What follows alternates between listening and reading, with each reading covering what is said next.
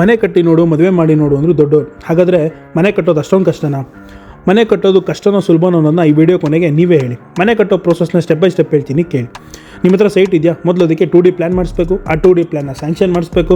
Sanction ಆದಮೇಲೆ temporary connection ತೊಗೋಬೇಕು. Temporary connection ಆದಮೇಲೆ ಸಾಯಿಲ್ ಟೆಸ್ಟ್ ಮಾಡಿಸ್ಬೇಕು. ಸಾಯಿಲ್ ಟೆಸ್ಟ್ ಆದಮೇಲೆ ಸ್ಟ್ರಕ್ಚರಲ್ ಡಿಸೈನ್ ಮಾಡಿಸ್ಬೇಕು. ಸ್ಟ್ರಕ್ಚರಲ್ ಡಿಸೈನ್ ಆದಮೇಲೆ ಭೂಮಿ ಅಗಿಸ್ಬೇಕು. ಅಗ್ದಿರೋ ಭೂಮಿಗೆ ಮೊದಲು 40 mm ಜಲ್ಲಿ ಹಾಕೋಬೇಕು. ಅದಾದಮೇಲೆ ಕಂಬಿ ಕಟ್ಟಬೇಕು. ಅದಾದಮೇಲೆ ಫುಟಿಂಗ್ ಹಾಕೋಬೇಕು. ಅದಾದಮೇಲೆ ಕಾಲಮ್ ರೈಸ್ ಮಾಡಬೇಕು. ಅದಾದಮೇಲೆ ಅಗ್ದಿರೋ ಭೂಮಿ ಮಣ್ಣನ್ನು ವಾಪಸ್ ತುಂಬಬೇಕು, ಮತ್ತೆ ಅಗಿಬೇಕು, ಪಾಯ ಕಟ್ಟಬೇಕು, ಪ್ಲಿಂತ್ ಹಾಕೋಬೇಕು.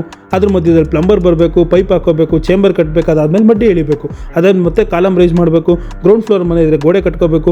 ಗೋಡೆ ಕಟ್ಟಿದಾದ್ಮೇಲೆ ಮತ್ತೆ ಮೇಲ್ಗಡೆ ರೂಫ್ಗೆ ನೀವು ಶಟ್ರಿಂಗ್ ಮಾಡಬೇಕು. ಶಟ್ರಿಂಗ್ ಆದಮೇಲೆ ಕಂಬಿ ಕಟ್ಟಬೇಕು. ಕಂಬಿ ಆದಮೇಲೆ ಕಾಂಕ್ರೀಟ್ ಸುರಿಬೇಕು. ಇದೆಲ್ಲ ಆದಮೇಲೆ ಪ್ಲಂಬರ್ ಬರಬೇಕು. ಬಾತ್ರೂಮ್ಗಳೆಲ್ಲ ಪೈಪ್ ಹಾಕೋಬೇಕು. ಅದಾದಮೇಲೆ ಫ್ಲೋರಿಂಗ್ ಆಗಬೇಕು. ಫ್ಲೋರಿಂಗ್ ಆದಮೇಲೆ ಎಲೆಕ್ಟ್ರಿಷಿಯನ್ ಬರಬೇಕು. ಎಲೆಕ್ಟ್ರಿಷಿಯನ್ ಎಲ್ಲೆಲ್ಲಿ ವೈರ್ ಬರಬೇಕು ಅಲ್ಲೆಲ್ಲ ಗುರು ಕಟ್ ಮಾಡಿ ಪೈಪ್ ಹಾಕಬೇಕು. ಅದಾದಮೇಲೆ ಪ್ಲಾಸ್ಟಿಂಗ್ ಆಗಬೇಕು. ಪ್ಲಾಸ್ಟಿಂಗ್ ಆದಮೇಲೆ ನಿಮಗೆ ಟೈಲ್ಸ್ ಹಾಕಬೇಕು. ಟೈಲ್ಸ್ ಎಲ್ಲ ಆಯಿತಾ, ಪೇಂಟ್ ಆಗಬೇಕು. ಒಂದು ಕೋಟ್ ಪಟ್ಟಿ, ಒಂದು ಕೋಟ್ ಪೇಂಟ್ ಆಗುತ್ತೆ. ಅದಾದಮೇಲೆ ಇಂಟೀರಿಯರ್ ಆಗಬೇಕು. ಇಂಟೀರಿಯರ್ ಆದಮೇಲೆ ಎಲೆಕ್ಟ್ರಿಷಿಯನ್ ಬಂದು ವೈರ್ ಎಳಿಬೇಕು. ವೈರ್ ಎಳೆದಿದ್ದಾದಮೇಲೆ ಎಲ್ಲ ಬಾತ್ರೂಮ್ ಫಿಟ್ಟಿಂಗ್ಗಳನ್ನು ಫಿಟ್ ಮಾಡ್ಕೋಬೇಕು. ಯಾವ್ಯಾವ ಫಿಟ್ಟಿಂಗ್ ಬಾಕಿ ಇದೆಯೋ ಎಲ್ಲ ಮುಗಿಸ್ಕೊಂಡು ಅದಾದಮೇಲೆ ಮತ್ತೆ ಲಾಸ್ಟ್ 2 ಕೋಟ್ ಪೇಂಟ್ ಆಗಬೇಕು. ಇದಾದಮೇಲೆ ನಿಮ್ಮ ಮನೆ ಮುಗೀತಾ? No way.